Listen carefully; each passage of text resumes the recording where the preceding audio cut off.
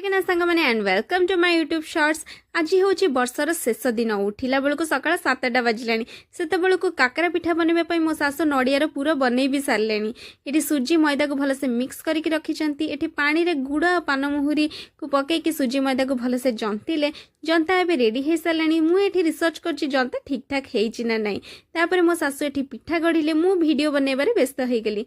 मो सामने मो ससुर बसते पचारे बापा आज वर्षर शेष दिन किसी कह से गोटे छोट स्माइल देदेले।